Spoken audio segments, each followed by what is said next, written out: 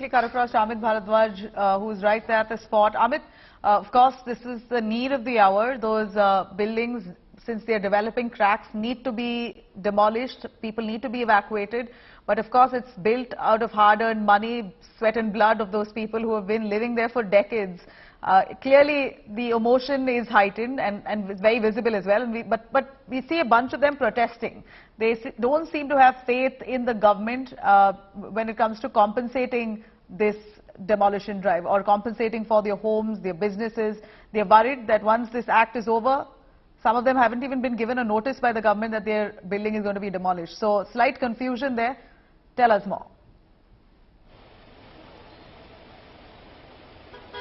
Absolutely right, Nabila. In fact, this was the easiest part for Dhami government to implement. You know, the immediate relief measures that were supposed to be taken by the Dhami government is probably the easiest part of all steps that needs to be taken to save Joshimath.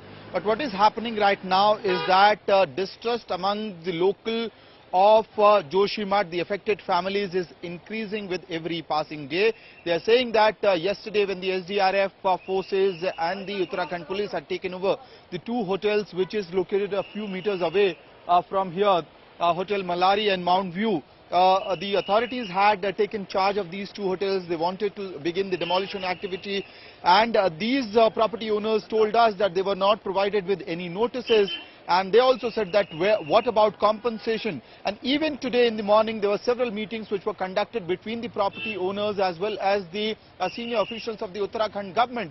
And even after that meeting, the sense of distrust has not gone down.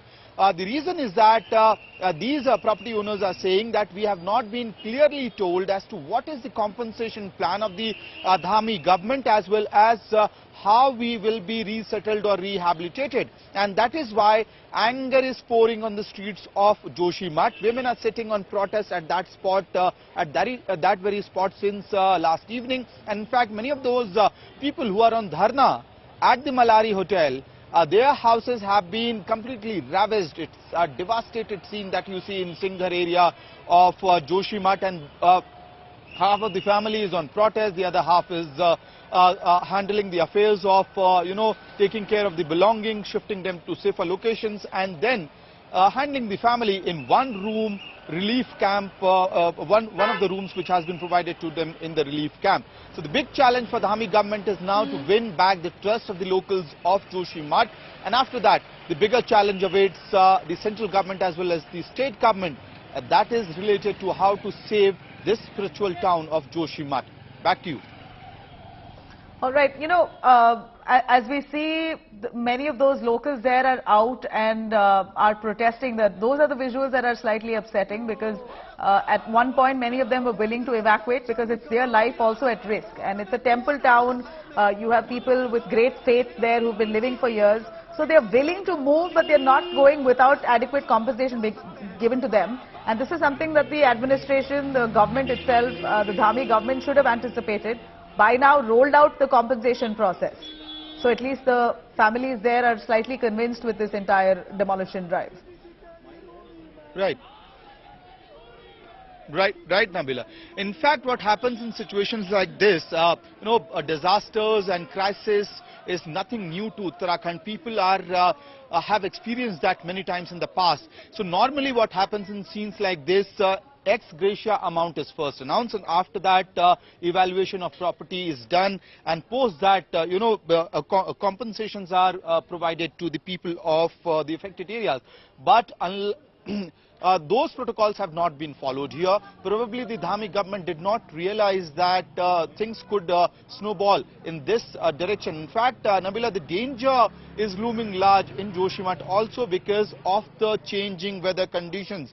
If you would look at the Himalayan range right here near to Joshimath, the pictures, these pictures that you are seeing might be very soothing to our eyes, but this is declaration of an alarming situation for the residents of Joshimath, where catastrophe is unfolding, where devastation is unfolding. Because once it starts to rain and snowfall begins in these belts of Himalaya, what would happen is the buildings which are already damaged, the further damage will start happening after that, because land subsidences will begin, landslides will begin. It would also mean that buildings which has maximum damage, it will start tumbling down like a pack of cards, and that is the biggest danger looming large on Joshimath right now, and that is why the authorities want to end this deadlock as soon as possible, so that buildings such as Mallari Inn could be brought down and the debris could be removed from the spot. Otherwise,